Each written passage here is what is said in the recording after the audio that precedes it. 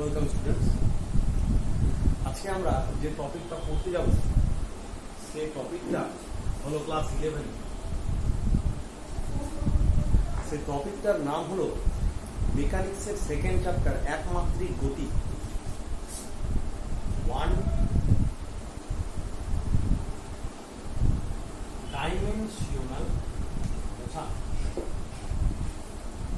একমাত্রিক গতি। আচ্ছা, এই চ্যাপ্টারটা পড়তে গেলে আমাদের যে প্রথম কনসেপশন দরকার, সেই কনসেপশনটা আমরা ক্লাস 9-এ পেয়েছি, যে স্থিতি ও গতি কাকে বলে।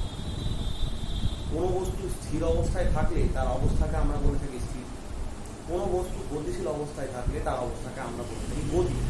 সেখানে আমরা আরো কিছু জিনিস জেনেছিলাম, যে পরম স্থিতি আর পরম গতি এই দুটো একটা আপেক্ষিক জিনিস। আপেক্ষিক বলতে নির্ভরতা। প্রকৃতপক্ষে আমরা সবাই গতিতে আছি। পরম গতি বলতে সবাই মোশন বা মুভমেন্টে আছি। আমরা যদি মনে করি যে আমরা এখন স্থির আছি, পৃথিবীর মধ্যে কোথাও কেউ বসে আছে, তাহলে সে যদি নিজেকে স্থির মনে করে তাহলে সেটা ভুল। তার কারণ পৃথিবী নিজের অক্ষের চারপাশে অবিরত আবর্তন করে যাচ্ছে এবং সূর্যের চারপাশেও অবিরত আবর্তন করে যাচ্ছে। তার মানে পৃথিবী সবসময় মোশনে আসে। তার মানে পৃথিবীর মধ্যে যারা থাকবে সেও সবসময় মোশনে থাকবে। সেই অনুসারে আমরা বলতে পারি যে কোনো বস্তু সর্বদা স্থিতিশীল অবস্থায় থাকতে পারে না, সর্বদা তার অবস্থা হবে গতিশীল, স্পেশালি পৃথিবীর মধ্যে যে থাকবে। আচ্ছা, সূর্য নিজের যে অক্ষ, যে অ্যাক্সিস, তার চারপাশে রোটেট করে। আমরা যে আকাশগঙ্গাতে থাকি, আমাদের যে ছায়াপথ, সেই আকাশগঙ্গার মধ্যেও আমরা কিন্তু আস্তে আস্তে কিছুটা মুভ করি। ওটা ইউনিভার্সই সময়ের সাপেক্ষে, ইউনিভার্স মানে বিশ্ব ব্রহ্মাণ্ড সময়ের সাপেক্ষে এক্সপ্যান্ড করতে পারে, ছড়াচ্ছে। সেই জন্য কেউই কিন্তু আলটিমেটলি স্থিতিশীল অবস্থায় নেই। সবাই কিন্তু যে অবস্থাটায় আছে সেই অবস্থাটা হলো গতিশীল অবস্থা বা মোশন। সেই জন্য আমরা বলতে পারি যে স্থিতি বলে কিছু হয় না। আমরা ভাবছি যে এই বস্তু স্থির আছে, চুপচাপ বসে আছে, কিন্তু আমরা তো পৃথিবীর মধ্যে আছি, তাহলে আমরা সবাই বসে নেই। তাহলে প্রথম আমরা জানলাম যে স্থিতি বলতে প্রকৃতপক্ষে কিছু নেই। এবার আপেক্ষিকতা কি? আপেক্ষিকতা হলো একটা সাপেক্ষে অপর জিনিস মাপা। আমরা স্থিতিটাকে যে মাপছি সেটা একটা সাপেক্ষে মাপছি। ধরো একটা লোক একটা গাছতলায় বসে আছে, তাহলে আমি ধরবো গাছ স্থির, লোকটাও স্থির। একটা লোক তার পাশ দিয়ে হেঁটে চলছে, তার মানে লোকটা গতিশীল আছে। অর্থাৎ যে লোকটা হেঁটে যাচ্ছে সে গতিশীল, যে লোকটা গাছের তলায় বসে আছে সে স্থির। ব্যাপারটা হলো যে এরপরে ওই গাছে চড়া বা যে লোকটা হাঁটছিল তার পাশ দিয়ে যদি একটা ট্রেন চলে যায়, বললাম যে মনোরেল, যার স্পিড অত্যাধিক বেশি, তাহলে যেহেতু মনোরেলের স্পিড অনেক বেশি, তাহলে মনোরেলের মধ্যে তা বসে থাকা লোকটা আবার রাস্তা দিয়ে হাঁটা লোকটাকে প্রায় স্থিরই মনে হবে। তাহলে দেখো, যে লোকটা গাছতলায় বসেছিল বা গাছতলায় বসা লোকটাকেও বাঁধাও, গাছ কি যদি গাছ, তাহলে গাছকে আমার মনে হবে স্থির, গাছের সাপেক্ষে হাঁটা লোকটা গতিশীল। আবার মনোরেল যদি পাশ দিয়ে যায়, তাহলে মনোরেলের স্পিড এতটাই বেশি যে মনোরেলের জানলার ধারে বসে থাকা লোকটা ওই হেঁটে চলা লোকটাকে দেখে কিন্তু মনে হবে সে প্রায় স্থির। আবার মনোরেলের মধ্যে দুটো লোক যদি বসে থাকে পাশাপাশি একটা সিটে, তাহলে ওরা আবার নিজেদেরকে মনে করবে স্থির, কিন্তু প্রকৃতপক্ষে তারা কিন্তু অনেক গতিবেগে গতিশীল। তাহলে আবার মনোরেলের মধ্যে যদি টিকিট কাটতে কাটতে চলে যায়, তাহলে টিটি গতিশীল, টিটির সাপেক্ষে ওরা স্থির। তাহলে স্থির বা গতিশীল এই অবস্থাটা আমাদের মাপার উপর ডিপেন্ড করছে, যে আমরা কিভাবে তাকে মাপছি, আমাদের মাপার উপর ডিপেন্ডেন্সি করছে। তাহলে গাছের সাপেক্ষে লোক গতিশীল, লোকের সাপেক্ষে মনোরেল, মনোরেলের মধ্যে আবার দুটো লোক স্থির মনে হচ্ছে, কিন্তু বাইরে থেকে দেখা লোকদের ওই মনোরেলের মধ্যে থাকা লোককে গতিশীল মনে হবে। আবার মনোরেলের মধ্যে যে টিকিট কাটতে কাটতে চলে যাচ্ছে, সে আবার মনোরেলের ভেতরে গতিশীল। তাহলে গতির মধ্যে আবার গতি। তাহলে গতিকে যে আমরা মাপছি বা গতিকে যে আমরা দেখছি, এই ব্যাপারটা একে অপরের সাপেক্ষে দেখছি। সেই জন্য আমরা বলে থাকি যে সমস্ত গতি হলো আপেক্ষিক, একটা সাপেক্ষে অপর জিনিসকে মাপ। আর স্থিতি বলে প্রকৃতপক্ষে কিছু নেই, আমরা সব কিছুকেই গতি হিসেবে ধরবো। তার কারণ আমরা বলছি আমরা সকলে পৃথিবীর মধ্যে আছি। সুতরাং আমাদের বেসিক যে মামার জিনিস বা যে জিনিসটা আমাদের বোঝার, সকল গতি হলো আপেক্ষিক। চরম স্থিতি বা আলটিমেট রেস্ট বলে কিছু হয় না, সব কিছুর অবস্থায় হলো গতি। কথাটা বোঝা গেল? তাই জন্য আমাদের যে অবস্থাটা হলো সেটা হলো চরম গতি, ultimate motion. Each and everybody of us in a state which is in motion. There is no thing exists that should be called as the ultimate rest, because what it seems for us as ultimate rest is not from the other point of view or other frames of reference. আমাদের যেটা দেখে মনে হচ্ছে সেটা অন্য দৃষ্টিভঙ্গি থেকে ঠিক নাও হতে পারে। আমি লাস্টে একটা ওয়ার্ড উল্লেখ করলাম, ফ্রেমস অফ রেফারেন্স। এই ফ্রেমস অফ রেফারেন্সকে বাংলায় বলা হয় নির্দেশ তন্ত্র, যাকে আমরা বলি ফ্রেমস অফ রেফারেন্স। আচ্ছা, রেফারেন্সটা কি? রেফারেন্স মানে আমরা সকলেই বুঝি যে একজনের সাপেক্ষে অন্যজনকে বুঝিয়ে দেওয়া, একজনের সাপেক্ষে অন্যজনকে বুঝিয়ে দেওয়াকে আমরা বলি রেফারেন্স।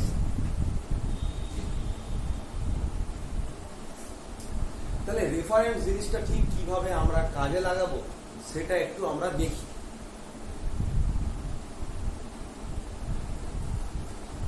যেরকম ধরো যে যদি আমার বাড়ির পজিশন বোঝাতে হয় তাহলে আমি বলবো যে আমার বাড়ি হলো কলিঙ্গ হোটেলের পেছনে। তাহলে কলিঙ্গ হোটেল হলো একটা ল্যান্ডমার্ক, যে জায়গাটার পেছনে আমি নিজের বাড়ি বললে সকলেই আমার বাড়ি বুঝতে পারে। তাহলে এই জিনিসগুলোকেই বলা হয়ে থাকে ফ্রেমস অফ রেফারেন্স বা নির্দেশ তন্ত্র। যার সাপেক্ষে বা যাকে আমি টার্গেট করে অন্য জিনিসের অবস্থানকে লোকেট করে বা বোঝায় তাকে বলা হয়ে থাকে নির্দেশ তন্ত্র। এই নির্দেশ তন্ত্রকে অনেকভাবে ভাগ করে নেওয়া যায়, যার মধ্যে আমরা এবার জানবো এই যে ওয়ান ডাইমেনশনাল মোশন বা যাকে আমরা বলি একমাত্রিক গতি, সেই গতিটা বোঝার জন্য নির্দেশ তন্ত্র হলো কম্পালসিভ বা আবশ্যিক। এটা ছাড়া আমরা কখনো একমাত্রিক গতিকে বুঝতে পারি না। এই নির্দেশ তন্ত্র প্রকৃতপক্ষে কি, যেটা আমরা পড়ে আসছি, তিনটে অক্ষ, যাকে আমরা বলি কার্তেজীয় নির্দেশ তন্ত্র। তিনটে অক্ষ কি কি? এক্স অক্ষ,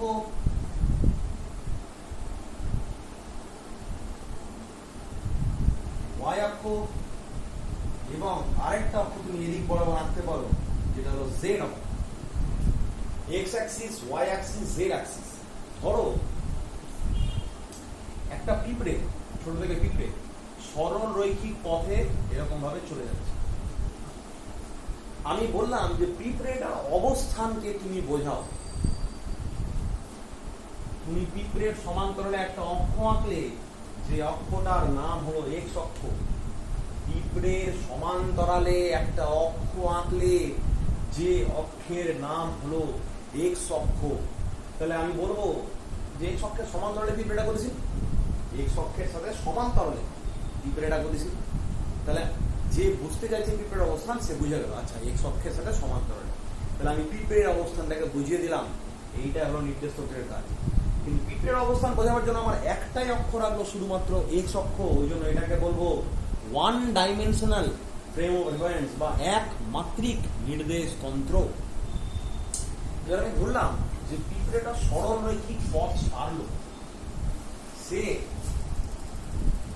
এরকম ভাবে বলেছিল যে শুধু আঁকা বাঁকা পথ, তখন কোনো পার্টিকুলার সরল রেখা বরাবর বোঝানো যাবে না।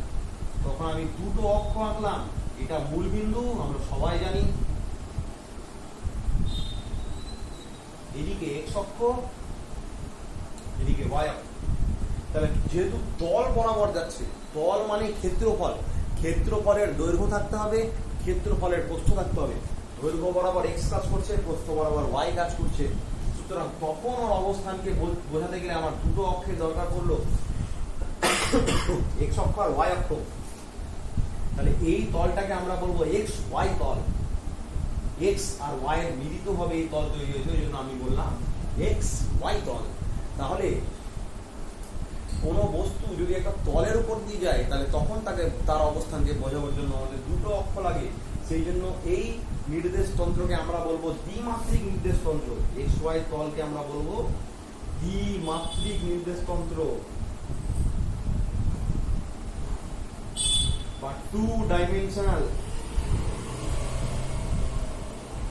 Frame of reference.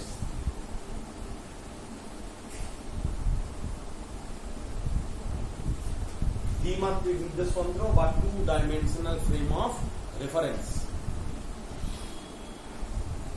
আচ্ছা, এরপরে যদি আমরা দেখতে চাই কোন বস্তু উড়ন্ত অবস্থায় আছে, ধরো আমার এই পেনটাই বা মার্কারটা যা বলতে পারো এটা হাওয়াতে আছে, তাহলে এটা কোনো তলে নাই, এটা একটা শূন্য স্থানে আছে। শূন্য স্থান মানে ওর আয়তন আছে, আয়তন মানে এবার ওর দৈর্ঘ্য, প্রস্থ, উচ্চতা তিনটেই আছে, যাকে আমরা বলি 3 ডাইমেনশনাল। প্রকৃতপক্ষে এখন আমরা সিনেমা টিনেমা দেখি 3D মুভি বলছি, 3 dimensional movies in which we can witness at the same time the width also. width মানে ওই মুভিটার মধ্যে ইন্টারসেপ্ট করে তোমার মনে হবে যে মুভিটা আমার সামনেই চলছে, একদম কোনো স্ক্রিনেই চলছে না, ওর মধ্যেই আমি ঢুকে গেছি। 3 ডাইমেনশনাল এক্সপিরিয়েন্স, ঠিক আছে, ওই রকমই। তাহলে আমি ধরলাম যে একটা বস্তু যেটা উড়ছে, বা একটা পাখি আছে, বা একটা কিছু আছে, তাহলে সেই জায়গায় পাখিটার কাছে পৌঁছতে গেলে দেখো আমরা কিভাবে যাব। এটা যদি ওর পজিশন থাকে, এই অক্ষটাকে আমরা নিই এক্স অক্ষ, এই অক্ষটাকে আমরা নিই ওয়াই অক্ষ, এই অক্ষটাকে আমরা নিই জেড অক্ষ। দেখো ধরার নিয়মটা, আমার হাতের 3টে আঙ্গুলকে দেখো, বুড়ো আঙ্গুল বরাবর এক্স, মধ্যমা বরাবর ওয়াই, আর উপর দিক মানে তর্জনী বরাবর জেড। বৃদ্ধাঙ্গুষ্টি বা বুড়ো আঙ্গুল বরাবর এক্স, মধ্যমা বরাবর ওয়াই, তর্জনী বরাবর জেড। তাহলে 3টে অক্ষ বরাবর 3টা ডাইমেনশন। এবার এই বস্তুটা কিন্তু এই তলটায় নাই, ও আছে প্রকৃতপক্ষে এই সব জায়গায় শূন্য স্থানে। এই শূন্য স্থানে যদি পৌঁছাতে হয় তাহলে ওকে কিভাবে সাহায্য দেব? আচ্ছা, আমি ও যেখানে আছে প্রথমে এক্স বরাবর আমি এতটা এলাম, তারপরে এই বরাবর পথ অনুসরণ করে ওয়াই বরাবর গেলাম, দেখো এতটা গেলাম। এবার দেখো আমি ওর ঠিক নিচে আছি, এবার জেড বরাবর এতটা উঠলাম। তাহলে ও ছিল শূন্য স্থানে। শূন্য স্থান মানে ওর দৈর্ঘ্য আছে, প্রস্থ আছে, উচ্চতা আছে। তাহলে প্রথমে দৈর্ঘ্য বরাবর এতটা এলাম, প্রস্থ বরাবর এতটা গেলাম, আমি ওর ঠিক নিচে আছি এখন। এবার উচ্চতা বরাবর এতটা উঠলাম, তাহলে আমি ওর কাছে পৌঁছে গেলাম। দৈর্ঘ্য বরাবর এতটা কভার করলাম, এটাকে আমি বললাম ছোট হাতের এক্স। প্রস্থ বরাবর এতটা কভার করলাম, এটাকে বললাম ছোট হাতের ওয়াই। আর উচ্চতা বরাবর এতটা কভার করলাম, এটাকে আমি বললাম ছোট হাতের জেড। তাহলে এক্স, ওয়াই, জেড তিনজনের সম্মেলনে আলটিমেটলি আমি এই বস্তুটার অবস্থানটাকে খুঁজে পেলাম। এইটাকে বলা হয় 3D বা 3 dimensional space or frame of reference। তাহলে যেখানে আমার কোনো বস্তুর অবস্থানকে খুঁজে পেতে গেলে 3টে অক্ষের সাহায্য লাগে, এক্স, ওয়াই এবং জেড, তাকে আমরা বলে থাকি 3 ডাইমেনশনাল স্পেস বা ত্রিমাত্রিক নির্দেশ তন্ত্র।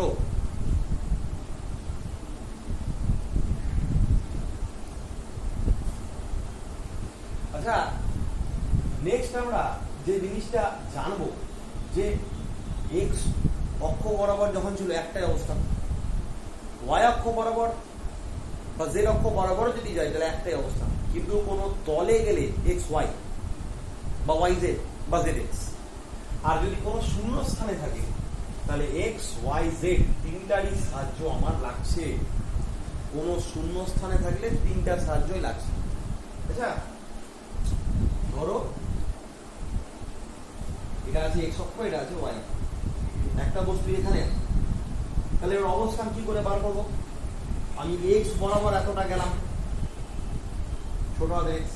এবার ওয়াই বরাবর এতটা উঠলাম, ছোট হাতের ওয়াই। তাহলে এক্স ওয়াই তো আমি জেনে গেছি, কিন্তু আমাকে বলবে যে মূল বিন্দু থেকে ওর অবস্থান বার করো। কোন বিন্দু থেকে অবস্থান বার করতে বলছে আমাকে? মূল বিন্দু। মূল বিন্দু থেকে অবস্থান বার করার জন্য আমি মূল বিন্দু থেকে একটা সরল রেখা টেনে এখানে যোগ করলাম। এটা হচ্ছে মূল বিন্দু, এটা হচ্ছে কণাটার অবস্থান। তাহলে মূল বিন্দু থেকে কণাটার অবস্থান।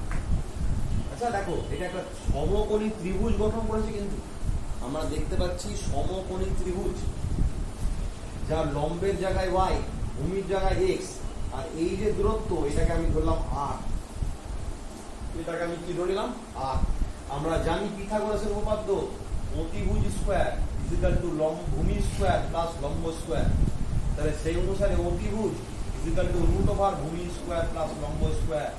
তাহলে দেখো তুমি মূল বিন্দু থেকে যদি এক্স বরাবর কতটা যেতে হবে, ওয়াই বরাবর কতটা যেতে হবে, ওই ডিস্টেন্সটা বা দূরত্বটা আমরা জেনে যাই, তাহলে আমরা বলবো যে মেন দূরত্ব আর equal to root over X square plus Y square. অর্থাৎ দ্বিমাত্রিক তলে মূল বিন্দু থেকে আমি যেখানেই সরে যাই না কেন, আমি এক্স আর ওয়াই এর মান জানলে ওই দূরত্বটাও বের করে নিতে পারবো। এক্স আর ওয়াই আমি মেজারিং দিয়ে বা স্কেল দিয়ে মাপতে পারবো, আর আরটাকে আমি ক্যালকুলেশনের মাধ্যমে বার করবো। তাহলে মূল বিন্দু থেকে ডাইরেক্ট, ত্রিমাত্রিক তলে যদি মূল বিন্দু থেকে ডাইরেক্ট অবস্থান বার করতে পারি, ত্রিমাত্রিক তলেও আমি মূল বিন্দু থেকে ডাইরেক্ট অবস্থান অবশ্যই বার করতে পারবো। মানে এটা এটা কি করে বার করা দেখি। দেখো এখানে পৌঁছাতে গেলে ওকে আগে এক্স ওয়াই তলে আসতে হবে, কারণ এই তলার বিন্দুটাই আসবে তবে তো উপরে উঠবে। বিন্দুটা ছিল এখানে, আমি যাত্রা শুরু করেছি মূল বিন্দু থেকে, আগে গেলাম এতটা, তারপরে গেলাম এতটা, তারপরে উঠলাম এতটা। তাহলে এখান না এসে আমি ডাইরেক্ট এখান থেকে এখানে পৌঁছাতে পারি। তো এই ঘুর পথে না এসে আমি সোজা চলে এলাম। আচ্ছা এখানে দেখো একটা সমকোণী ত্রিভুজ তৈরি হয়েছে, যার এটা হচ্ছে ভূমি, এটা হচ্ছে লম্ব, কারণ এই কোণটা 90 ডিগ্রি, এটা লম্ব। তাহলে ভূমি লম্ব, তাহলে এটা কি হবে অতিভুজ। এটার মানকে আমি ধরলাম আর ড্যাশ, ওটার মানকে আমি ধরলাম আর ড্যাশ। তাহলে যদি এই ত্রিভুজটা নাও, এটার নাম দাও এ, এটার নাম দাও বি, এটার নাম দাও সি, এটার নাম দাও ডি। তাহলে ত্রিভুজ এ বি সি হতে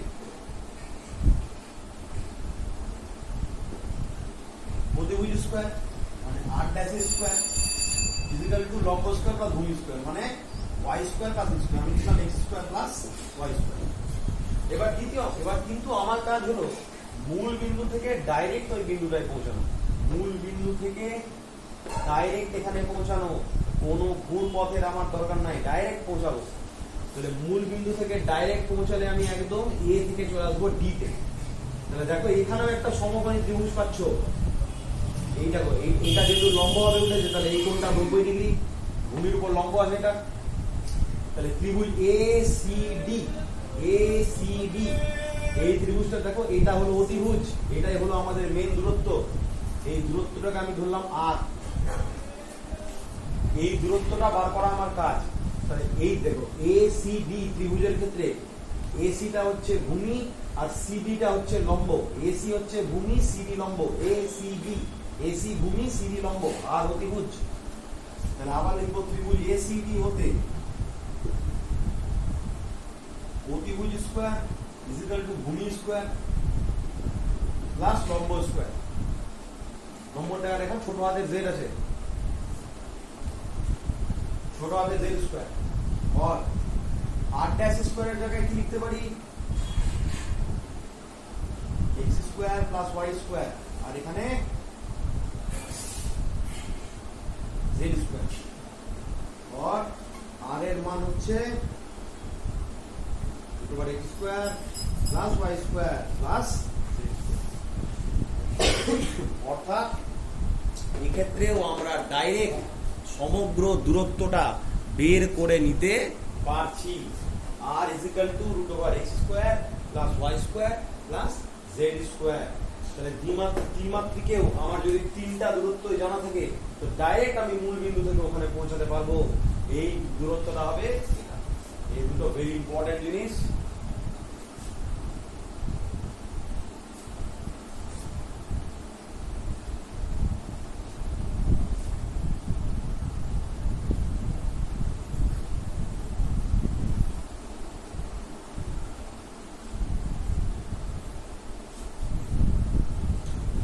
এইবার এই নির্দেশ তন্ত্রটাকে বললাম কার্তেজীয়। কার্তেজীয় মানে সোজা পথে যাব। কিন্তু যদি কোনো বস্তু ঘুরে, যেরকম ধরো নাগরদোলা বা ফ্যান, সেক্ষেত্রে তোর অবস্থান প্রতি মুহূর্তে চেঞ্জ হচ্ছে। সেই জিনিসগুলোর অবস্থান আমি কিভাবে বোঝাবো, সেই অবস্থান বোঝাবার জন্য যে নির্দেশ তন্ত্র ব্যবহার করা হয় তাকে বলে পোলার নির্দেশ তন্ত্র।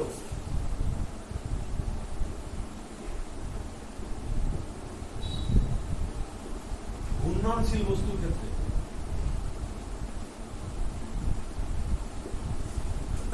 ধরো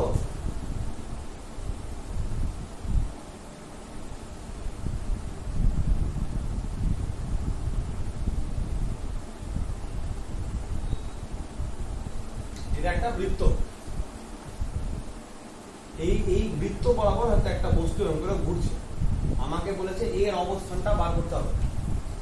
বৃত্ত বরাবর একটা বস্তু এমনি করে ঘুরছে, আমাকে বলেছে এর অবস্থানটা বের করতে হবে। আমি কি করে বের করব?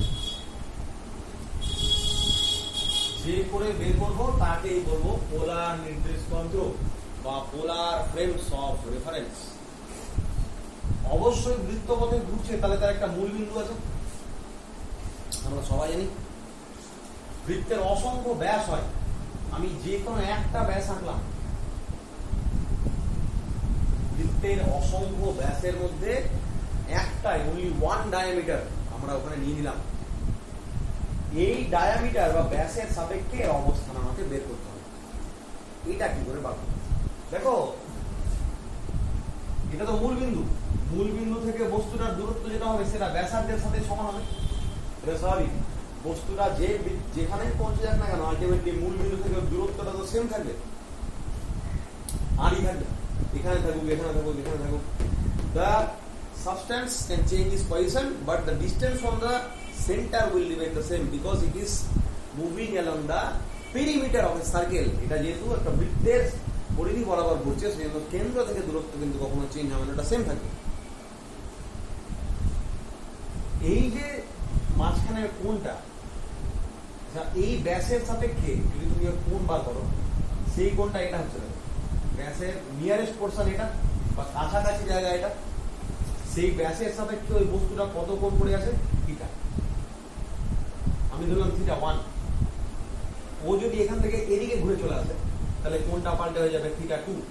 ও যদি এদিকে ঘুরে চলে আসে তাহলে ব্যাসের সাপেক্ষে কোণটা পাল্টে হয়ে যাবে থিটা 3। ও যদি এখানে চলে আসে তাহলে ওই ব্যাস থেকে কোণ হয়ে যাবে থিটা 4। এইভাবে তাহলে ওর দূরত্ব সব জায়গাতেই আর থাকবে, কিন্তু ও যত সরতে থাকবে ব্যাসের সাপেক্ষে ওর কোণটা আস্তে আস্তে পাল্টে যাবে। কোথাও থিটা 1, কোথাও থিটা 2, কোথাও থিটা 3, কোথাও থিটা 4। ব্যাসের সাপেক্ষে ওর কোণটা পাল্টে যাবে। তাহলে যদি আমি আর কে জানতে পারি আর থিটা মানটা জানতে পারি, তাহলে আমি এই বস্তুটার পজিশনটা জেনে যাব।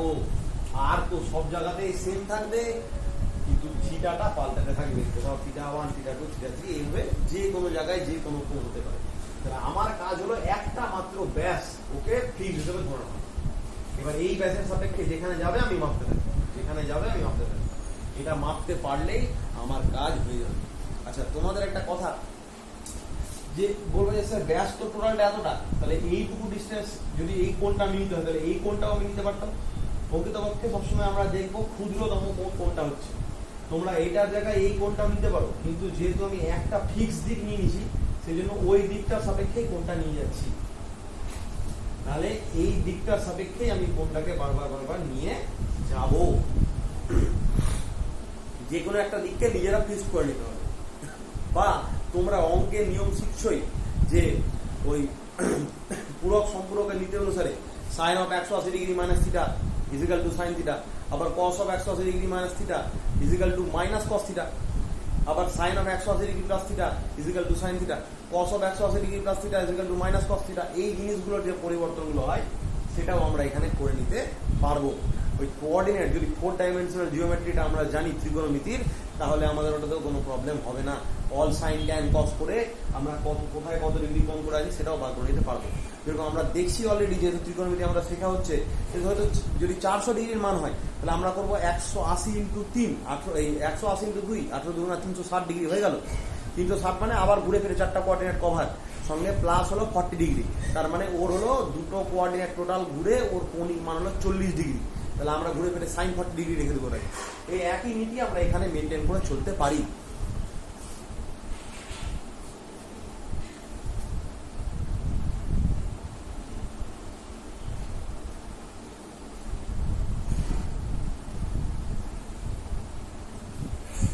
তাহলে কার্তেসিয়ান কোঅর্ডিনেট জানলাম, পোলার কোঅর্ডিনেট জানলাম। আচ্ছা, এরপরে যে জিনিসগুলো আছে সেই জিনিসগুলো আমরা ছোটবেলা থেকে পড়ে আসছি। প্রথম হলো সরণ। একটা বস্তু এই বিন্দুতে ছিল, এর নাম এ, কিছুক্ষণ পরে বি বিন্দুতে চলে এলো, তাহলে এ থেকে কোথায় গিয়ে পৌঁছালো? বি তে। সরল রৈখিক পথে পৌঁছালো। একটা বস্তু এতে ছিল, পৌঁছালো বিতে, সরল রৈখিক পথ বরাবর পৌঁছালো। তাহলে আমরা বলবো যে বস্তুটা কতটা সরল বা সরল ইকুয়াল টু হবে এ বি। তাহলে কোন বস্তু নিজের প্রাথমিক অবস্থান থেকে রৈখিক পথ বরাবর যে দূরত্ব সরে তাকেই বলা হয় তার সরণ। কোন বস্তু রৈখিক পথ বরাবর তার প্রাথমিক অবস্থান থেকে যে দূরত্ব সরে তাকে আমরা বলে থাকি সরণ। আচ্ছা, সরণের থেকে দূরত্বের একটা পার্থক্য আছে। আমি এ থেকে বিতে সোজা পৌঁছালাম তাহলে সরণ, আমি এরকম করে ঘুরেও আসতে পারি, এইটা হয়ে গেল দূরত্ব। আবার এইটা যে সোজা সরলাম এটাও হতে পারে দূরত্ব। তাহলে এ থেকে বিতে সোজা গেলেও দূরত্ব হবে, আঁকা বাঁকা পথে গেলেও দূরত্ব হবে, কিন্তু সরণ সবসময় সোজাই হবে। তাহলে আমরা বলতে পারি সমস্ত দূরত্বই হলো, সমস্ত সরণই হলো দূরত্ব, কিন্তু সমস্ত দূরত্ব সরণ নয়। দূরত্ব বাঁকা হলে সেটা শুধু দূরত্ব, যদি সোজা হয় তাহলে দূরত্ব হবে, আবার সরণ হবে। তাহলে সরণ প্রকৃতপক্ষে দূরত্বের মধ্যেই একটা পার্ট। তাহলে সমস্ত দূরত্ব সরণ হতে পারে, কিন্তু সমস্ত সরণ দূরত্ব হতে পারে না, কারণ সরলরৈখিক পথ থেকে সরলেই ঝামেলা।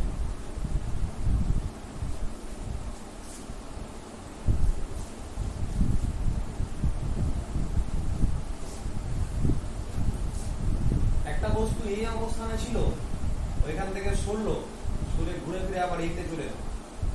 তাহলে যেখান থেকে স্টার্ট করলাম সেখানেই যদি চলে এলাম, তাহলে ওই বস্তুটার সরণকে আমরা বলবো জিরো। কারণ সরণ হলো প্রাথমিক আর অন্তিম অবস্থানের মাঝে রৈখিক দূরত্ব। প্রাথমিক অবস্থান এ, রৈখিক অবস্থান বি, তাদের মাঝে রৈখিক দূরত্বকে আমি কি বললাম? সরণ। কিন্তু যদি কোনো বস্তু ঘুরে ফিরে আবার আগের অবস্থানে চলে আসে, তাহলে তার কোনো রৈখিক দূরত্বই থাকলো না, তাহলে যেখানে ছিলাম সেখানেই আছি। সুতরাং আমার সরণ তখন হয়ে যাবে জিরো। তাহলে কোনো বস্তু যেখানে ছিল সেখানে স্টার্ট করে আবার পুনরায় ওখানে যদি ফিরে আসে, তাহলে আমি বলবো সরণ হলো জিরো। নেক্সট জিনিস আমি যেটা ভাবতে পারবো বা বলতে পারবো, সরণ জিরো হতে পারে কারণ পথটা বক্র হয়ে গেছে বা পথটা একই স্থানে এসে শেষ হচ্ছে, কিন্তু দূরত্ব কিন্তু জিরো নয়। আমি বলবো যে আমি কিন্তু এতটা পরিমাণ দূরত্ব অতিক্রম করেছি, এখান থেকে স্টার্ট করে এতটা। তাহলে সরণ জিরো হলেও দূরত্ব কিন্তু জিরো নাও হতে পারে, কারণ সরণ হলো প্রাথমিক আর অন্তিম অবস্থানের শুধু দূরত্ব মাপা। প্রাথমিক কোথায় ছিলাম, অন্তিমে, কিন্তু দূরত্ব কিন্তু আমি কতটা রাস্তা গেছি, the way I traverse I have to calculate in case of distance, but in case of displacement মানে সরণের ক্ষেত্রে we have to only identify or specify the initial and the final position। প্রথম আর শেষ অবস্থানই শুধু কাজ করবে, মাঝখানে তুমি কি করলা, কত দূরত্ব গেলা, সেটা কোনো ম্যাটার করছে নয়।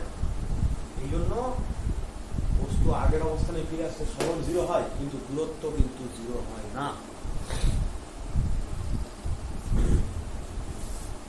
এই সরণ আর দূরত্ব এই দুটো তো আমরা ছোটবেলায় জেনেছি, কিন্তু এবার আমরা জানবো তাৎক্ষণিক সরণ, ইনস্ট্যান্টেনিয়াস ডিসপ্লেসমেন্ট।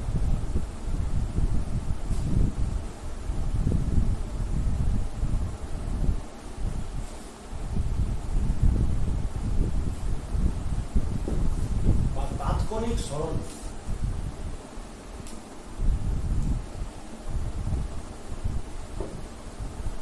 বলছে যদি সরণ, কোন বস্তু তো এক স্থান থেকে অন্য স্থানে সরছে, তাহলে সরণ হচ্ছে, ওটার জন্য তো মিনিমাম একটা সময় লাগে।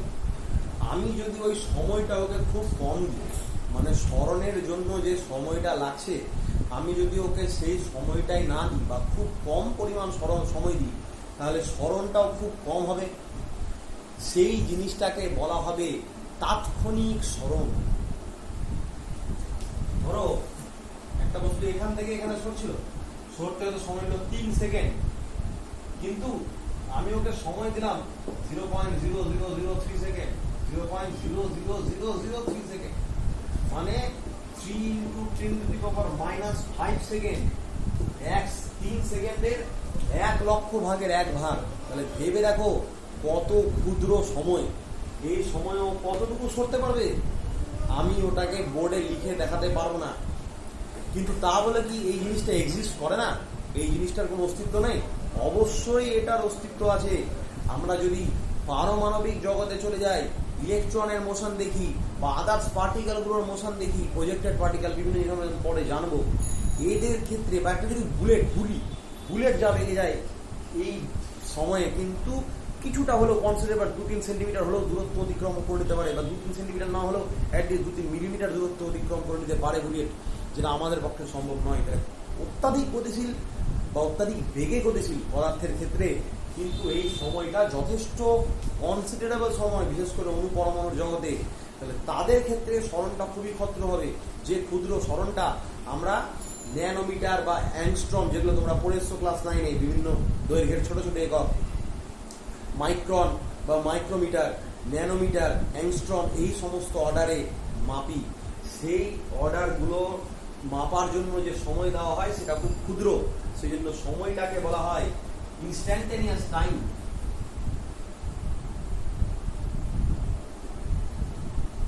আর স্মরণকে বলা হয় ইনস্ট্যান্টেনিয়াস ডিসপ্লেসমেন্ট বা তাৎক্ষণিক স্মরণ। আচ্ছা, এরপরে তাৎক্ষণিক বেগ কি আস্তে আস্তে আসছি।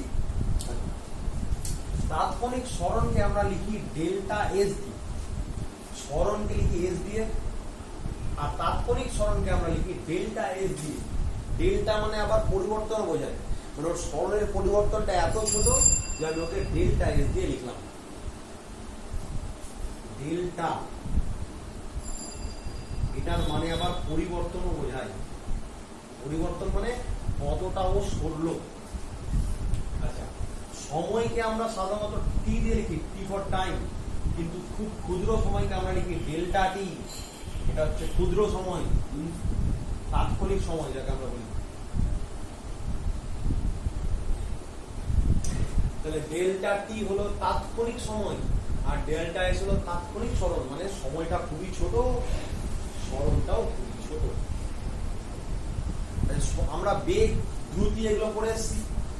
কোন বস্তু নির্দিষ্ট সময়ে